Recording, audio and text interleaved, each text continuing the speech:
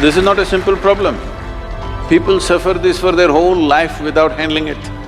You are whatever age you are and you still don't know how to use your thought and emotion. If you see everything just the way it is, everything has immense value. Life is not a race. If life is a race, you must get to the finish line soon.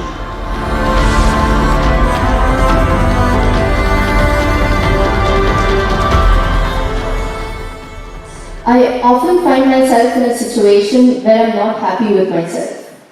I compare my abilities, achievements and even my appearance with that of others. And I think that's one reason for my low self-esteem. How do you think I can build up on my self-esteem and get rid of the self-hatred that I have? Well, this self-esteem, this self-confidence, all these things unfortunately have been sold a lot on the planet. Why do you need esteem? Why do you need esteem? Esteem is because you want to be little one-up on somebody else all the time. Unfortunately, our education systems were made like this, right from kindergarten.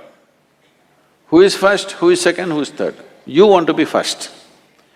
So, your sense of happiness is only when everybody is doing worse than you.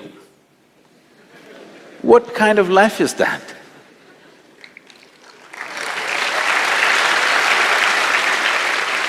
Why are we structuring our lives like this, that if everybody is doing badly, I will feel great? I think it's sickness. Hello? You think it's joy or sickness, please tell me. If all of you are doing badly, I feel great because I am number one now. No, this should go. From an early age, unfortunately, this is being imposed upon a child's mind that you have to be on top of everybody else. This is like, I want you to just imagine if this happened to other creatures. Let's say it happened to the plants and trees and animals. If an ant wants to become like an elephant, that is going to be a terrible ant-elephant, isn't it? Suppose a mango tree wants to become like a coconut tree.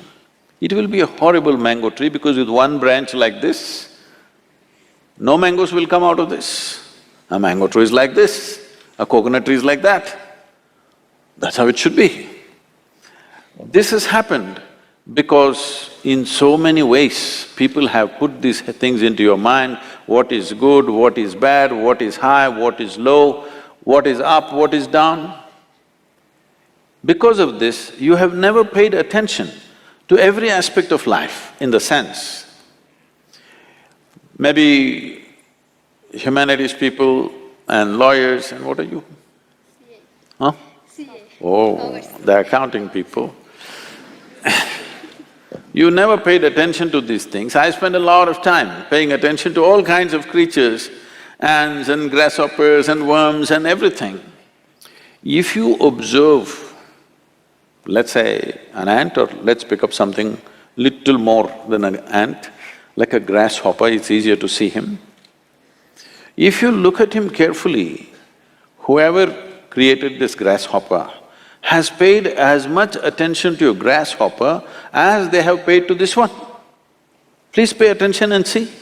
When the source of creation has given equal attention to ant and you, who the hell are you to think an ant is a lowly creature and you are some superhuman being?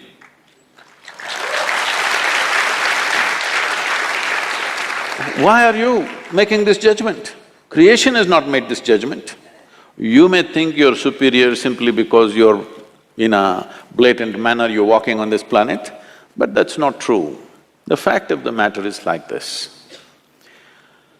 See, if all the worms on this planet, right now if all of them die, all the worms, in about 12 to 18 months, all life on this planet will cease, everything, including you and me.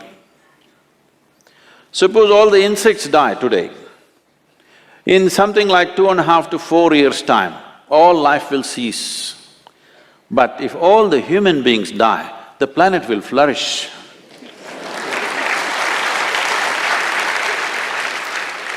Yes, we make good manure. If human beings go away, right through this building trees will grow, isn't it? Yes or no? Everything will flourish. So, who the hell is telling you that you are the most significant life? This idea that the cosmos is human-centric is a stupid idea. In this cosmos, even this solar system is a tiny speck. Tomorrow morning if the entire solar system evaporates, nobody will notice it. That's how small it is. In that tiny speck, planet Earth is a microspeck. In that microspeck, Bengaluru is a super microspeck. In that, you are a very big person with great self-esteem.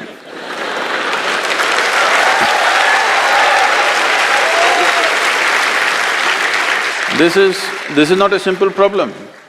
People suffer this for their whole life without handling it. Essentially, it is just this. You have gotten yourself into a place where most human beings are in this place, you get yourself into a place where you cannot handle your own thought process and your emotion. That's all. You meet 50, 60-year-old people, they've still not figured how to handle their thought and emotion. These are basic faculties.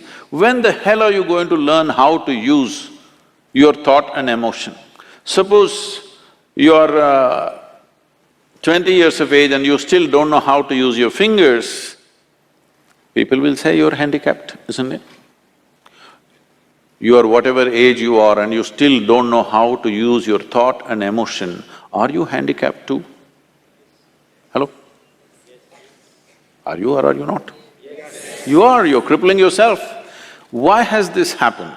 It's simply because you have made unnatural divisions in the existence, which don't exist anywhere else except in human mind.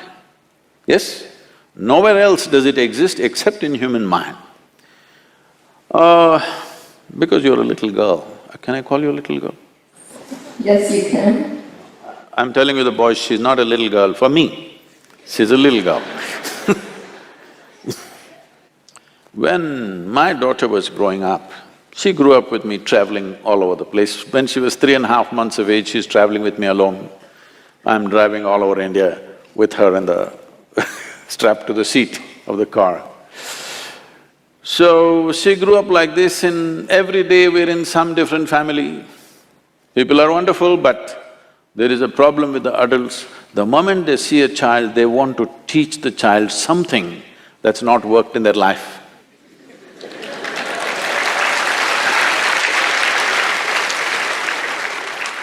You should see, this urge is so compulsive. The moment they see a child, they have to teach. They have to teach. So I made one rule, see, you can play with her as much as you want, you can talk to her, but nobody is going to teach her anything. But Sadhguru, she won't learn anything, ABC at least 1, 2, 3. I said, no 1, 2, 3. Then they said, she won't know how to count even her fingers. I don't care. If she doesn't know how to count her fingers, as long as she knows how to use her fingers, I don't care. She thinks she has 1,000,000 fingers, what's my problem?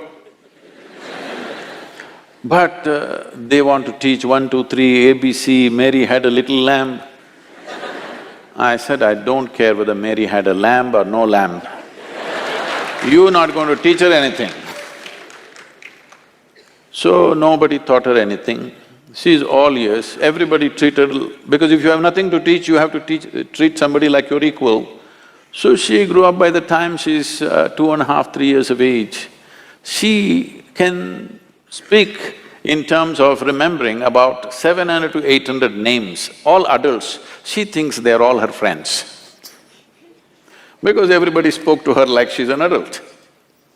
And I would not have sent her to school, but my schedule went totally crazy and I had to put her in some school. So when she was 12, 13 years of age, one day she came back home and something that happened at school disturbed her. So she came and came to me and said, you're teaching everybody so many things, you're not telling me anything. I said, see, I don't do it unsolicited. Now that you've come, just sit down. This is all you have to know. Never look up to anybody.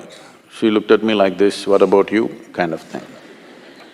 I said, especially me, because the moment you look up to me, you will miss it completely. If you look at me just the way I am, there is a lot of value to it. If you look up to me, what will you do? Probably take my picture and nail it to your wall, like you nailed so many people who are of value in this world. You just look at me for what I am, don't look up to me, and never look down on anybody. This is all. Never look up to anything, never look down on anything. If you see everything just the way it is, everything has immense value. Everybody has a place and value to their life, isn't it? Every creature has value. Because we did not realize that, how many things we have destroyed in this world? Simply because we think this is valuable, this is not valuable. There is nothing here that is not valuable, everything has its value. Maybe you are not able to see it. So don't set yourself up like this, you versus the rest of the world. It's a bad competition to get into.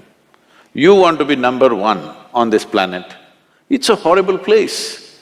Everybody below you and you up. Is it a good place to be? I think it's a sick place. This attitude of wanting to be ahead of somebody needs to go. Well, for fun in a game or something you compete, that's different. Life is not a competition, life is not a race. If life is a race, you must get to the finish line soon.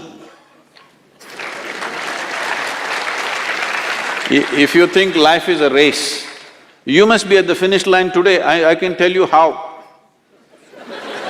You want to go there? No. This is not a race. This is a tremendous privilege that we have come as human beings. This means our ability to experience life is of a much larger proportion than any other creature on this planet. That is the significance of who we are, yes? We can experience life in many more vivid ways than how an ant can experience, how a grasshopper can experience, how somebody else can experience. This is our privilege. Instead of experiencing life, we are trying to win the race. If you win the race, you should be in the crematorium today.